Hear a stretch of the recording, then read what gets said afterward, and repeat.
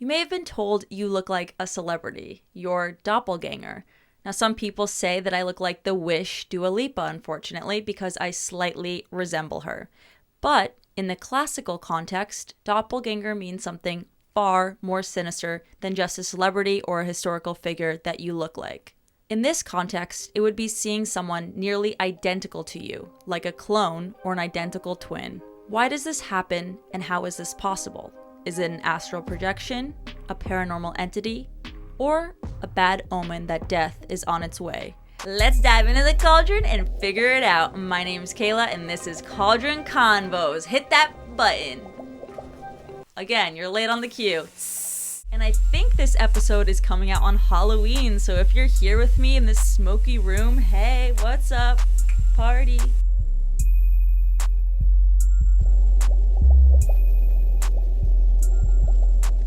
If you are new to this channel, make sure to hit that subscribe button because we post here every single week here on Cauldron Convos. We post the spine-chilling, conspiracy theory, paranormal topics that you want to hear every single freaking week. We're here to entertain you, educate you, and of course, make you laugh. I will try. I can't promise anything, but I will try. Oh, also, I'll be replying to every comment from now on until I eventually hit the, 50K subs or something. Then I probably won't be able to reply to every single one. I don't know how long that's going to take, but in the meantime, write a comment and I'll reply to you.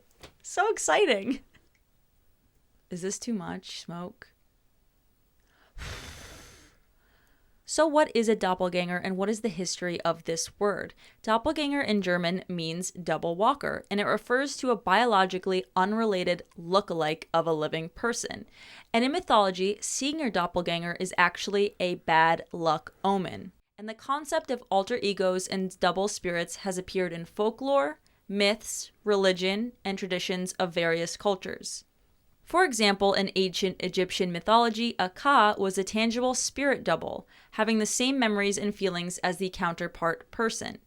In Norse mythology, a Vardogur is a ghostly double who is seen performing the actions in advance. In Finnish mythology, this pattern is described as having an Eltainen, a firstcomer. In 1848, Catherine Crowe's book on paranormal phenomenon, The Night Side of Nature, helped popularize the term doppelganger. Now, let's get into some famous cases of doppelganger stories so we can really identify what is going on here. One of the earliest depictions of a doppelganger comes from a painting called How They Met Themselves.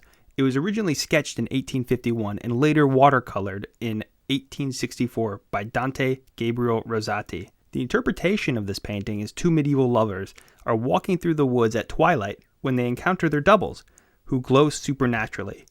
The man draws his sword in astonishment, while his lover appears to collapse in a deathly swoon.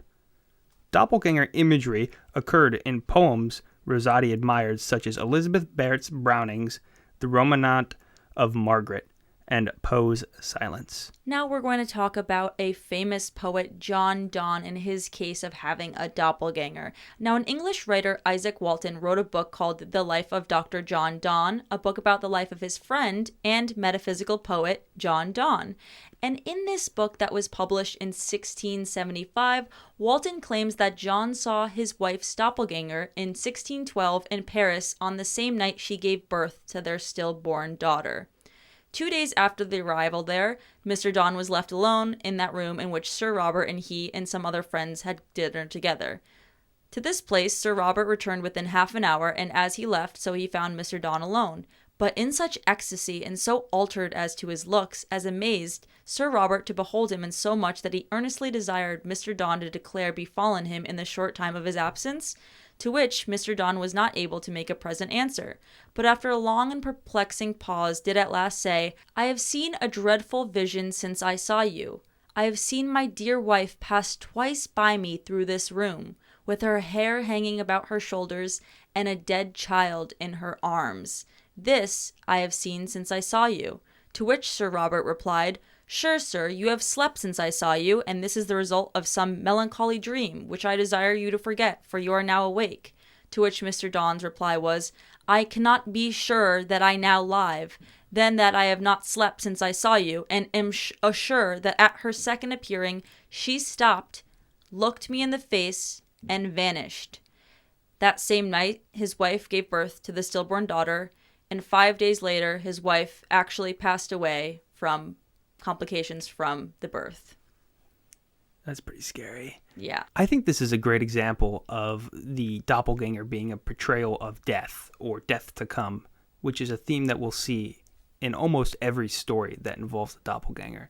Now, I wanted to talk about another famous doppelganger story that also has to do with a poet. On August 15th, while staying at Pisa, Percy's wife, Mary Shelley, an author, by the way, wrote Frankenstein, talk about girl boss, wrote a letter to Maria Gisborne in which she noted that Percy claimed that he had met his own doppelganger.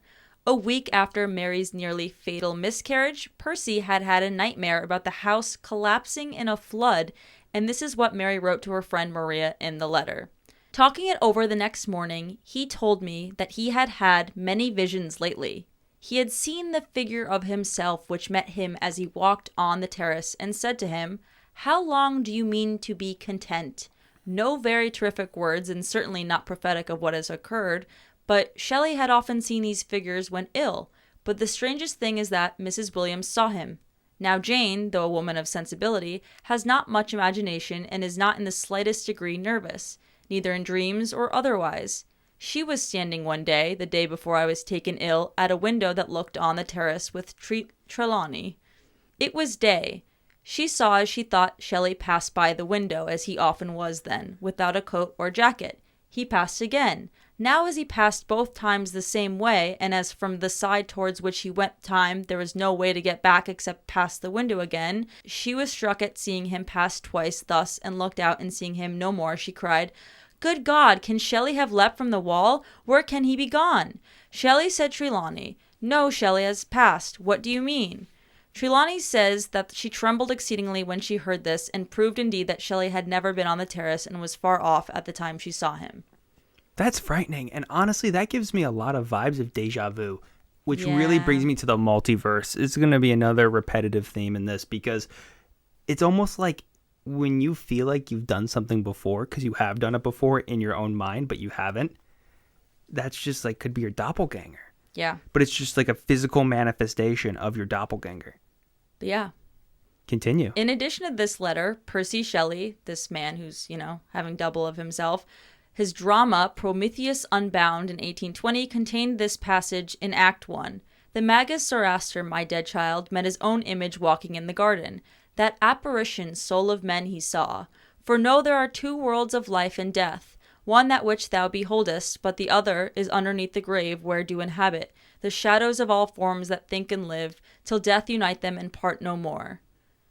And Percy Shelley, on July 8th, 1822, the poet drowned in a sailing accident in the Bay of Spezia near Lecce in Italy. Now this one is pretty crazy because it's one of the most famous people in history, Abraham Lincoln. Soon after his election in 1860, Abraham Lincoln saw his reflection doubled in the mirror. He tried to show his wife the apparition, which appeared 2 more times when she was not present. While his wife Mary Todd was first worried, she took the vision as a sign that he would serve 2 great terms, but would die before the end of the second. Lincoln did believe in power of dreams to predict the future.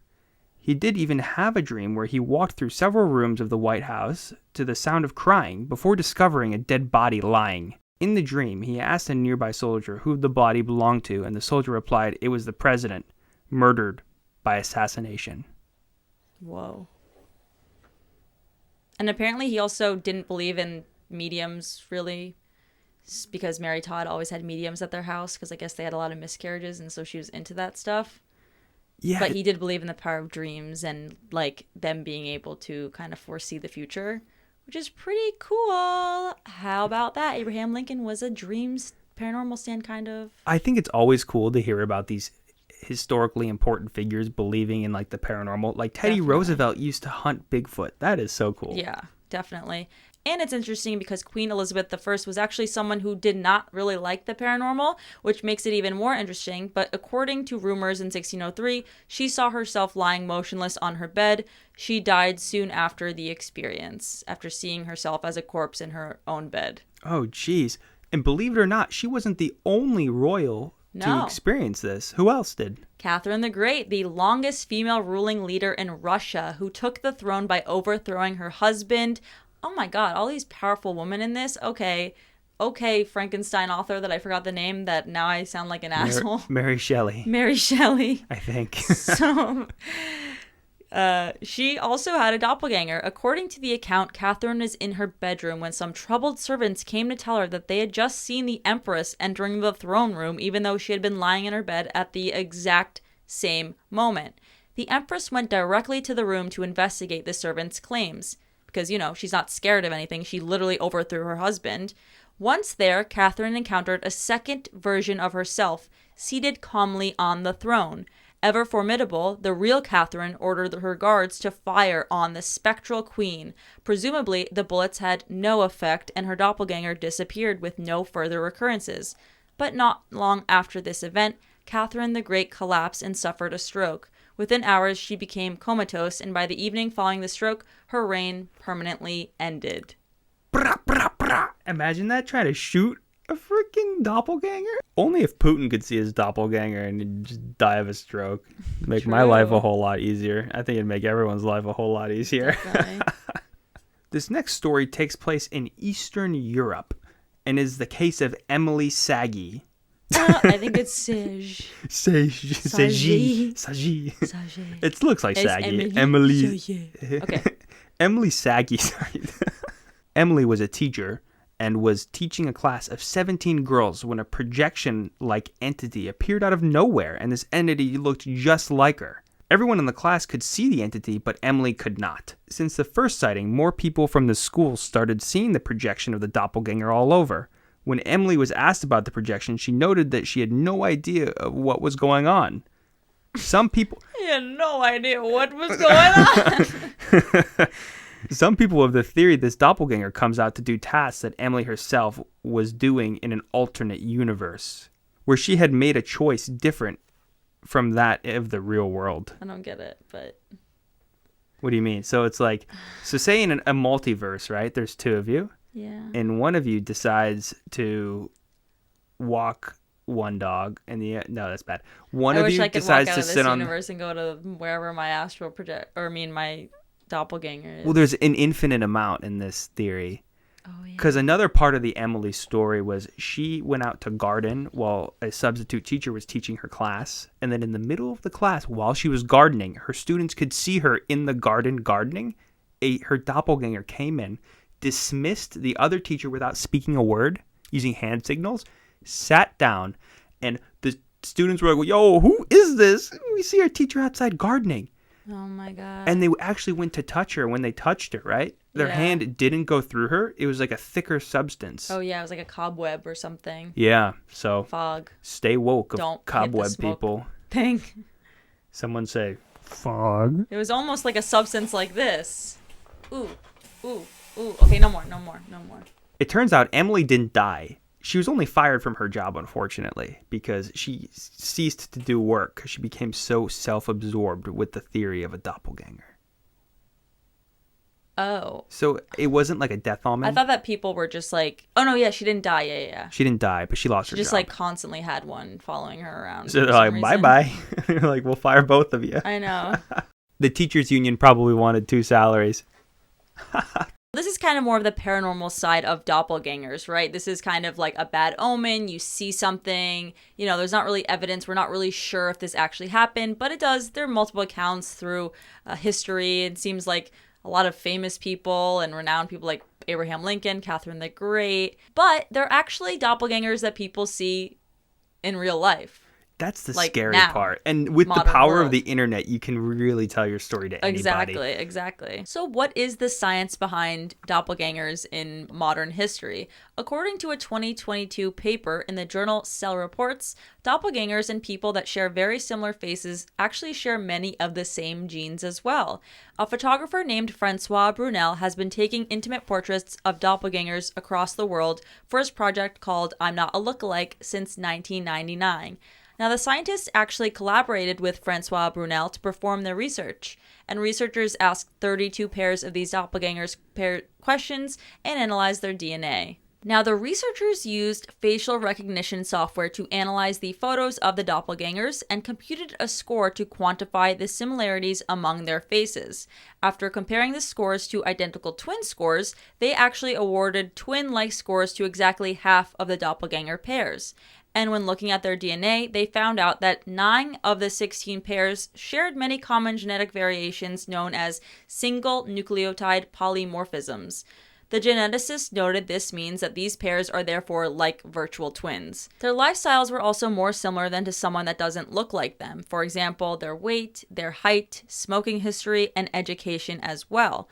Because the human population is now 7.9 billion, these look-alike repetitions are increasingly likely to occur. Photoscopy is a term used in psychiatry and neurology for the hallucinations of seeing one's own body at a distance. It can occur as a symptom in schizophrenia and epilepsy, and it's considered a possible explanation for doppelganger phenomena. However, I don't know if this could justify or explain some of the other stories that we were talking about before, because other people were witnesses to the accounts of, the doppelganger. For example, the Queen, was it Catherine the Great? Catherine the Great, yeah, she had her guards shoot the doppelganger. Also, Abe Lincoln, Mary Todd Lincoln, although she didn't see it, she saw it in a dream that had the premonition that Abe would die. No, he had the dream. I think she just interpreted it for him. Oh. But there were other cases we Bad talked bitch. about that other people saw. So maybe it is because they're dying and they're kind of hallucinating and seeing themselves. But, who knows? So let's talk about social media, technology, and doppelgangers, because as you said, that because of social media, people can find their doppelgangers. Like, I can post a picture of myself on actually their websites that do this. You could upload your photo and see if it matches with anyone. Really? I didn't know Yeah, and that. people meet up with their doppelgangers. That's and kind of take cool. photos It's together. funny. You actually worked with someone that looks just like you. No, she didn't look that. She did too. Now, there actually have been articles and posts on the internet of modern day people meeting their doppelgangers, which is obviously more common, like we said, now than before, because there are nearly 8 billion people in the world. This today.com article that I found was kind of crazy. An Ohio dad met his doppelganger in Las Vegas at a pool. And I'll show you the photo if you want to see. The guy was quoted to say, "Everybody on the opposite side pointed at me laughing, and I just got a little embarrassed," the 46-year-old professor at Kent State University told Today.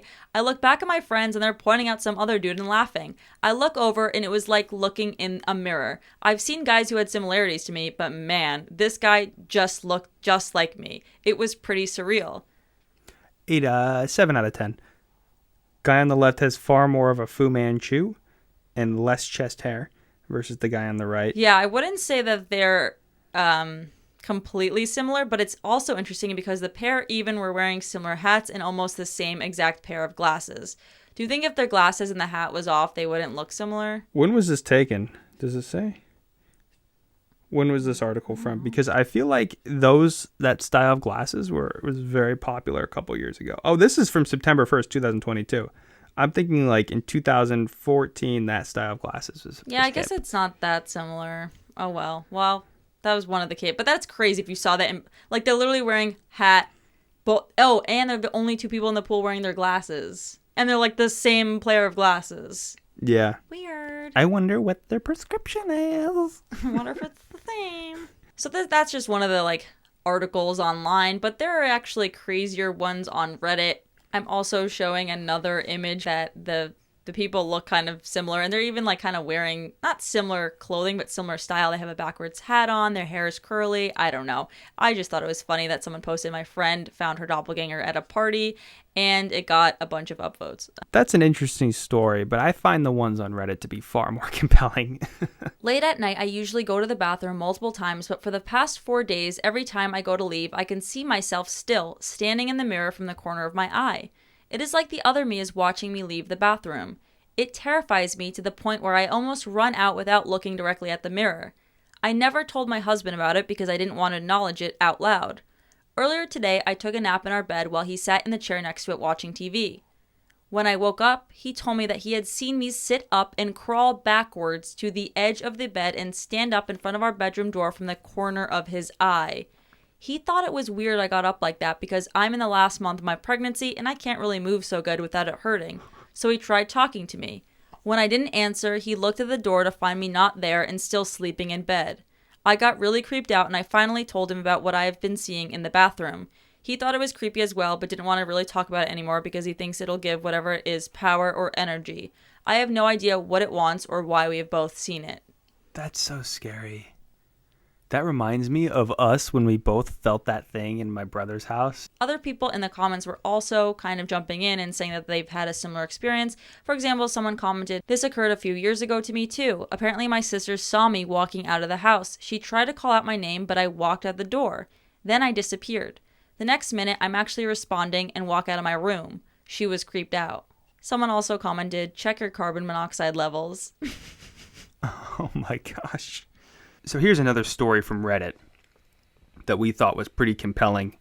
When I was about 16 or 17, I was really heavy into doing Ouija boards. Other stuff happened, but doppelgangers were definitely the worst. The first one was my mom. I heard her come in, and my best friend was with me. She and I walked down to greet her. She looked like a younger version of my mom and was carrying groceries, so I tried calling out to her, but she didn't respond and walked into my brother's room. Then I got a sick feeling. I called out to her, but she didn't respond still, so I followed up. She was not there. When I walked back down, my real mom had come in and didn't know what was going on. She was also wearing a different outfit. Now this one's interesting. I think that, like in our Ouija podcast from a couple weeks ago, there are a lot of bad omens that are associated with Ouija boards and with doppelgangers, but this one didn't necessarily seem too negative. This just kind of seemed like, this person has opened up a portal using the Ouija board, and this is kind of a reaction from it. Just another quick one that was upvoted on this thing as the most creepy out of all of them. Someone wrote, "I remember one time I was talking to my dad in a hallway of my house once. I don't really remember what it was about, but we both saw my mom clearly walk past us and enter a room, shutting the door. I walked back out into the living room and my mom was still on the couch, asleep. I looked back at my dad and he looked at me. We were both terrified. We creeped over to their bedroom and looked at the closed door. Neither of us went inside. We were freaked out. I'm pretty sure my dad slept on the floor that night." So that would count. Both of them saw the mom walk by into the room, but she was on the couch when they went in the living room. Yikes. So now we're going to conclude and kind of discuss what we think, because we talked about stories of real accounts. We talked about stories of, real accounts but read on Reddit, and the articles of people that look alike. Yeah, I think it's a good time to give our hot take because we went through some historical accounts as well as modern accounts of doppelgangers. So I think that these cases of doppelgangers, there's two kind of different cases. There's one that is doppelgangers nowadays, which apparently, because there's so many people in the world, because now we have social media, we can easily find people that look very similar to us. However, I think that this is different than the historical kind of events that we were talking about, the stories, and the more recent ones that are on Reddit, like the paranormal doppelganger effect, which is pretty crazy if you see yourself. Do I think it's a bad omen? I kind of do. I think maybe it is like something to do with astral projection, or like whatever, us in an alternate universe coming to us, to our world, as like a way to bring us with them, or maybe like a sign, or I don't know, just being there for us if we need them to be. Like maybe that's why that one was with Emily the whole time. I don't know. Maybe she was like, I gotta be there with her in this universe. I'm not sure. What do you think? I don't know. I really don't know what to think, because part of me feels like it's definitely an omen in some sort, but then I kind of tie it into the Mandela effect, where it's just an alternate universe and deja vu. And the reason why I bring this up is because I've experienced genuine deja vu. Of course, I can't recount anything off the top of my head. Yeah, I feel like everyone has. But it's just crazy to experience something that you thought you've already experienced. Yeah. It's just, I don't know, maybe it's a trick of the mind. I mean, we don't really understand consciousness, so we don't know what's making us tick. But I think I'd be freaking terrified of two of myself. Yeah, I don't know why, but I feel like the doppelganger, there's not even evidence. These are all stories, but for some reason, I kind of believe this one more than, the Ouija boards, more than haunted dolls. Haunted dolls.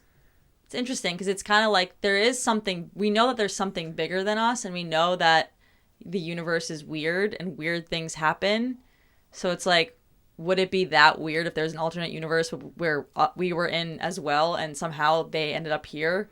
No, not super. I mean, I feel like that could happen. This is off topic, but it's also relevant. I was watching a documentary on the Hare Krishna cult, and they were talking about reincarnation and why they believe in reincarnation.